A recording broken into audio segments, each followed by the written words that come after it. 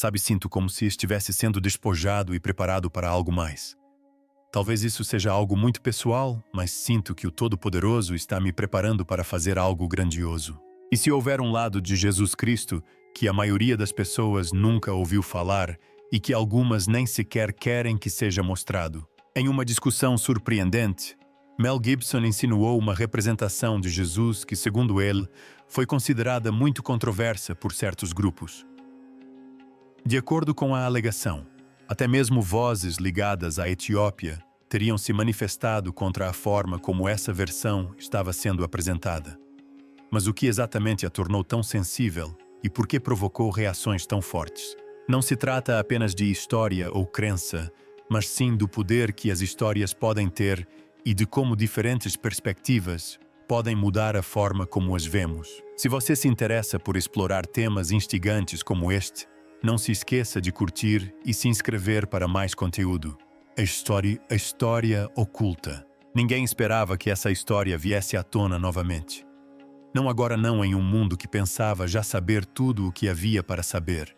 Por séculos, uma versão de Cristo existiu sob a superfície da história. Uma narrativa tão perturbadora, tão radicalmente diferente, que instituições inteiras trabalharam incansavelmente para apagá-la da memória. Textos foram condenados, vozes silenciadas, e tudo o que não se alinhava com a narrativa oficial foi enterrado sob camadas de doutrina e do tempo. Gerações se passaram acreditando que conheciam a história completa, sem jamais perceber que o que lhes foi apresentado era apenas um fragmento cuidadosamente moldado, deliberadamente suavizado e estritamente controlado. Mas a história tem o hábito de se recusar a permanecer oculta. Longe dos centros de poder em lugares intocados pelo alcance dos impérios, havia aqueles que escolheram a preservação em vez da obediência. Em santuários remotos, mãos devotadas continuavam uma tarefa silenciosa e incansável. Escreviam, copiavam, protegiam linha por linha, página por página, movidas pela convicção de que o que guardavam não era perigoso, mas essencial. Através de séculos de isolamento, de eras em constante mudança e de reinos em ruínas, salvaguardaram uma verdade que se recusavam a deixar desaparecer. Agora, após gerações de silêncio, essa narrativa oculta está vindo à tona. E a pessoa que a traz à luz não está interessada em fazer concessões. Com uma escala e ambição sem precedentes, uma história há muito relegada às sombras, está sendo remodelada para o mundo moderno, crua, sem filtros e impossível de ignorar. O que está prestes a ser revelado não é apenas mais uma recontagem. É uma versão de Cristo que desafia tudo o que as pessoas pensavam que entendiam. Mel Gibson e a Paixão de Cristo. É preciso começar em 2004, porque sem o que aconteceu, então nada do que vem depois faz sentido. Mel Gibson dirigiu um filme que todos os estúdios de Hollywood se recusaram a financiar. Ele investiu seu próprio dinheiro, hipotecou seu próprio futuro e filmou tudo, em aramaico, latim e hebraico, línguas mortas, que ninguém falava naquele contexto há 2000 anos. E continua sendo o filme independente de maior bilheteria de todos os tempos. As pessoas que disseram que isso arruinaria Gibson estavam enganadas. As pessoas que disseram que o público não queria cinema religioso sem filtros estavam redondamente enganadas. Mas Gibson nunca afirmou que a história estava completa. Desde o início, ele disse publicamente que a paixão contava apenas metade da narrativa. Ela terminava no túmulo. O que aconteceu depois disso, o que os textos cristãos mais antigos dizem ter ocorrido em todas as esferas da existência, nunca havia sido contado. Nem por nenhum cineasta, nem em nenhum meio. Nem uma única vez na história do cinema. Ele passou as 2 décadas seguintes tentando descobrir como contá-la. E o que descobriu o levou a manuscritos cuja existência a maioria dos cristãos ocidentais desconhecia. No podcast Joe Rogan, Experience Gibson revelou que estava trabalhando com 2 roteiros diferentes. Um era tradicional, estruturado de forma próxima ao que o público esperaria. O outro, em suas próprias palavras, era como uma viagem de ácido. Ele descreveu uma jornada através de múltiplos reinos, através do inferno, através de hierarquias angelicais, através de dimensões da realidade que não operam no tempo humano. Ele disse: O filme tinha que começar com a queda dos anjos. Você está em outro lugar, disse ele a Rogan. Você está em outro reino. Você precisa ir ao inferno. Você precisa ir ao Sheol. Ele disse que a história se estende da queda dos anjos à morte do último apóstolo. Não um período de 3 dias, mas um arco cósmico. Muitas pessoas ouviram aquela entrevista e pensaram que Gibson estava sendo dramático. Ele não estava. Ele estava descrevendo quase exatamente o que escritos antigos já relatavam há muito tempo. Escritos registrados na memória viva dos apóstolos. Escritos aos quais os próprios autores do Novo Testamento fizeram referência. Proibidos, queimados e removidos intencionalmente do cristianismo ocidental, porque aqueles que controlavam a instituição acreditavam que as pessoas comuns jamais deveriam descobrir o que eles revelavam. Esses escritos sobreviveram em um único lugar à Etiópia na Igreja Ortodoxa Etíope. A Igreja Ortodoxa Etíope Tewahedo está entre as instituições cristãs mais antigas da Terra. O cristianismo chegou à Etiópia no século IV não por influência colonial, mas como uma continuação direta da fé que já se espalhava para o sul e para o leste a partir de Jerusalém, poucas décadas após a crucificação. A tradição etíope remonta ao capítulo 8 dos Atos dos Apóstolos, onde o apóstolo Filipe batiza um oficial real etíope que já estudava as escrituras hebraicas. O cristianismo etíope foi registrado em Ge'ez, uma antiga língua sagrada que transmitia a teologia cristã antes mesmo do latim.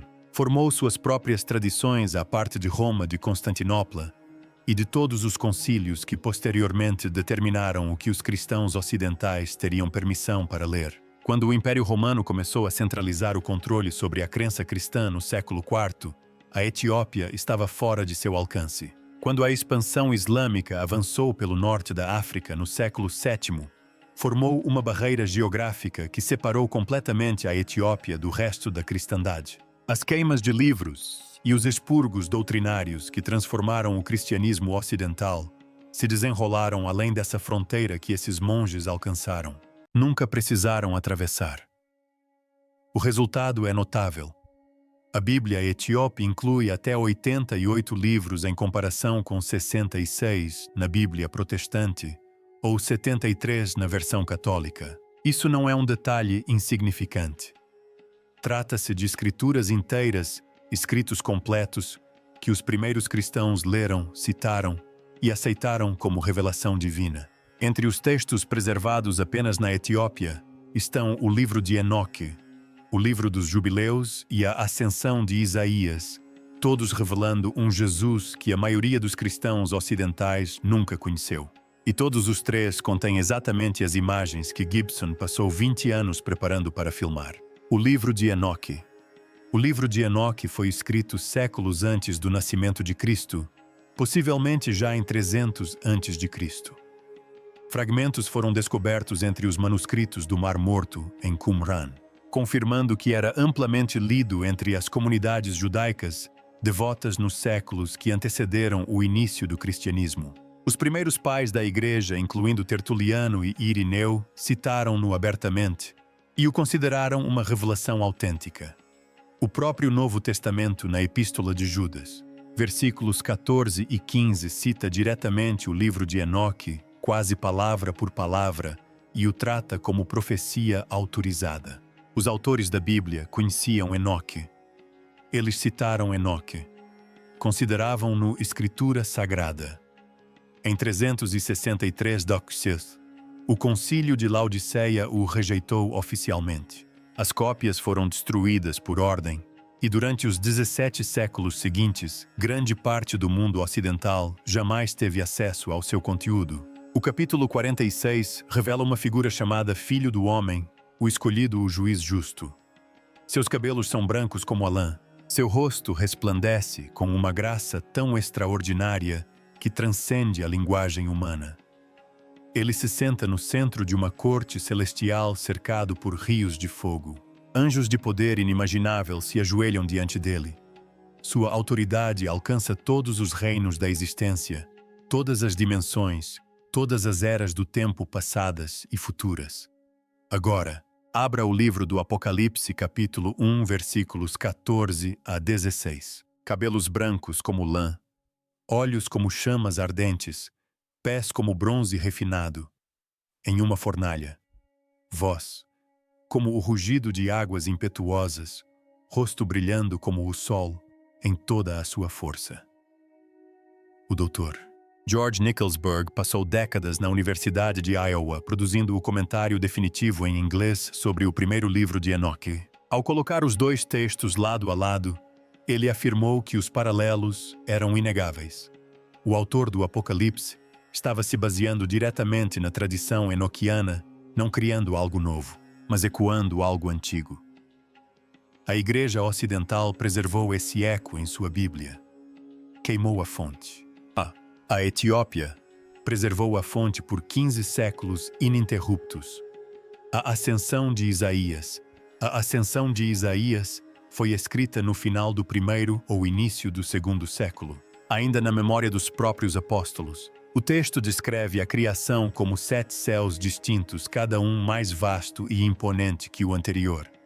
No primeiro céu, os anjos governam os assuntos terrenos. No segundo, o movimento dos corpos celestes é guiado. No terceiro, Isaías encontra o próprio paraíso, a árvore da vida, os portões do fogo vivo, pisos formados de luz estelar cristalizada. Arquitetura feita não de pedra, mas de pura energia. O texto diz que no sexto céu, o corpo humano não pode suportar o que existe lá. O sétimo é um reino onde nenhum ser criado pode sobreviver em sua plena presença. E do sétimo céu, Cristo desce. Em cada nível de sua descida à terra, Cristo oculta deliberadamente seu próprio brilho. Ele se torna mais tênue em cada reino sucessivo para que os seres que ali habitam o vejam como um dos seus. Um anjo entre anjos, um ser celestial entre seres celestiais. Não porque seu poder enfraqueça, mas porque se ele atingisse qualquer nível em sua plenitude, a própria existência não sobreviveria ao encontro. Quando chega a Belém, ele é um bebê humano. Todos os reinos da criação observaram a encarnação se desenrolar. Quase nenhum compreendeu o que estava testemunhando. Somente o Pai e o Espírito compreenderam o que havia entrado naquela manjedoura. A crucificação, nesse contexto, não é simplesmente uma execução humana. É a fonte de toda a vida que experimenta a morte, uma ruptura na própria estrutura da realidade. E a ressurreição não é apenas um corpo retornando à vida, é o ser mais poderoso que existe, recuperando toda a sua glória ilimitada, após ter confinado voluntariamente esse poder dentro da carne humana. Todos os véus rasgados, todas as limitações removidas, o brilho pleno liberado de uma só vez em todas as dimensões existentes. Gibson não está inventando algo novo. Ele está recuperando algo antigo, algo oculto para que você jamais fizesse a conexão. Por que os livros foram queimados? A explicação comum é que esses livros foram excluídos por razões teológicas, que estudiosos cuidadosos os analisaram, os julgaram doutrinariamente falhos e de forma responsável os removeram. Essa história está incompleta. Esses textos ensinam um encontro direto pessoal e sem filtros com o divino. Responsabilidade moral individual perante um juiz cósmico. Um reino de Deus já habitando cada ser humano. A salvação como despertar, não como transação. Para uma igreja que consolidava rapidamente o poder nos séculos IV e V, construindo hierarquias de clérigos ordenados, estabelecendo a necessidade absoluta de sacramentos administrados apenas por sacerdotes e criando sistemas financeiros baseados em dízimos e indulgências, essas eram ameaças existenciais. Se o divino já habita em cada pessoa, por que alguém precisaria de um sacerdote para alcançá-lo? Por que pagar dízimos? Por que comprar indulgências? Por que se confessar a um clérigo se você pode comungar diretamente com Deus? Essas não são questões teológicas. São questões sobre dinheiro, poder e controle. E os homens que construíram a igreja medieval, transformando-a em uma das instituições mais ricas da história da humanidade, responderam a essas perguntas queimando os livros que as suscitaram. A Ressurreição de Cristo, o filme. O filme A Ressurreição de Cristo está atualmente em produção nos estúdios Cinecittà, em Roma. As filmagens realizadas com câmaras IMAX têm duração prevista de 11 meses. O orçamento combinado para as duas partes é estimado em mais de 250 milhões de dólares. A Lionsgate será responsável pela distribuição na América do Norte. A Sony está cuidando da distribuição internacional. A primeira parte estreia na sexta-feira, Santa 26 de março de 2027. A segunda parte chega 40 dias depois, no dia da Ascensão. Fontes próximas à produção confirmaram que o filme incluirá batalhas entre anjos e demônios e forças do bem e do mal em outros reinos. Após 7 anos de desenvolvimento do roteiro com contribuições de teólogos e historiadores, Gibson e seus colaboradores criaram algo que o Deadline descreveu como tendo um escopo sem precedentes. Os roteiros permanecem confidenciais. No American Film Market, os compradores internacionais foram informados de que não poderiam ler os roteiros antes de fecharem acordos de distribuição. Em uma indústria construída inteiramente em apresentações e leituras antecipadas, Gibson pediu aos compradores mais poderosos do cinema mundial que assinassem cheques confiando apenas na fé. A maioria deles o fez. A visão que Gibson descreveu publicamente de Cristo, descendo através dos reinos, confrontando anjos caídos, rompendo as barreiras entre o céu, a terra e o inferno, reivindicando a autoridade cósmica em todas as dimensões, não vem da Bíblia ocidental padrão. Ela vem da Bíblia etíope, dos manuscritos etíopes. Nas montanhas Tigray, no norte da Etiópia, mosteiros esculpidos em penhascos íngremes acessíveis apenas por cordas, e com as próprias mãos guardam esses textos há mais de 15 séculos. Os Evangelhos de Garima, datados por radiocarbono pela Universidade de Oxford, entre 330 e 660 d.C., estão entre os manuscritos cristãos ilustrados mais antigos conhecidos no mundo, preservados em condições surpreendentes dentro de um remoto mosteiro nas montanhas, cuja existência era desconhecida pelo Ocidente. O Dr. Getachew Heil passou décadas catalogando textos em J.S. no Museu e Biblioteca de Manuscritos Hill, em Minnesota. Ele afirmou que a parte mais difícil de sua carreira foi convencer os estudiosos ocidentais de que esses textos não eram curiosidades regionais, mas sim documentos cristãos fundamentais que o Ocidente simplesmente optara por esquecer.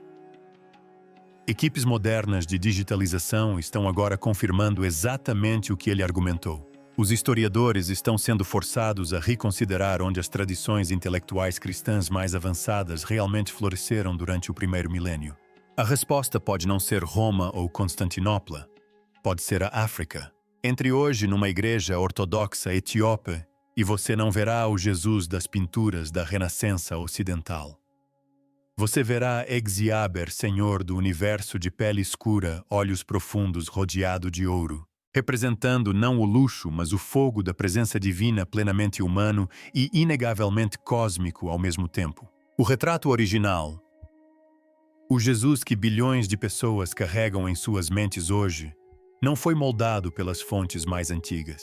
Foi moldado pelas fontes que sobreviveram ao expurgo e por artistas que ilustraram essas fontes sobreviventes 1000 anos depois que os originais foram destruídos. O retrato original, aquele que os primeiros cristãos de fato leram, aquele que os primeiros padres da igreja citaram antes que os concílios os mandassem parar, aquele que os monges etíopes preservaram durante 15 séculos de isolamento, não se parece em nada com o que lhe ensinaram. Parece-se com o que Enoque descreveu um ser de autoridade cósmica absoluta no centro de rios de fogo. Parece com o que a ascensão de Isaías descreveu uma figura que se moveu pelos 7 céus, diminuindo seu próprio brilho em cada nível, pois caso contrário a existência se desintegraria. Parece com o que o Apocalipse preservou a figura flamejante, aterradora e avassaladora que João viu em Patmos e mal conseguiu descrever um ser que escolheu chegar como um bebê, que atravessou todas as camadas da realidade, antes de entrar na carne humana, que morreu como a fonte de toda a vida e cuja ressurreição não foi um momento tranquilo em um jardim de Jerusalém, mas uma erupção cósmica de luz reivindicando território em todas as dimensões simultaneamente. Encerramento. Mel Gibson está construindo isso agora mesmo com câmeras IMAX, com um orçamento de $250 milhão. 7 anos de pesquisa teológica por trás dos roteiros e uma estratégia de lançamento alinhada ao próprio calendário litúrgico. Se ele cumprir o que descreveu o público em 2027, encontrará um Cristo nunca antes visto nas telas da história do cinema, mais próximo da tradição etíope do que qualquer coisa que o cristianismo ocidental já tenha mostrado ao público. E depois de ver isso, a pintura na parede da igreja talvez nunca mais pareça completa. Os monges que copiavam aqueles manuscritos jamais imaginaram esse momento. Eles não sabiam que um cineasta um dia gastaria $250 milhão para mostrar ao mundo o que eles haviam guardado em salas de pedra esculpidas nas montanhas. Eles simplesmente acreditavam que era verdade. Então eles continuaram geração após geração por 1500 anos. Se um único retrato de Cristo pôde ser enterrado de forma tão completa que bilhões jamais souberam de sua existência, o que mais estará guardado naqueles mosteiros encravados em penhascos, aguardando para ser traduzido? O que mais eles preservaram enquanto o resto do mundo queimava os originais, o oculto foi encontrado. O esquecido está sendo filmado. E a história está longe de terminar. Assine porque a próxima revelação pode mudar tudo o que você pensava saber.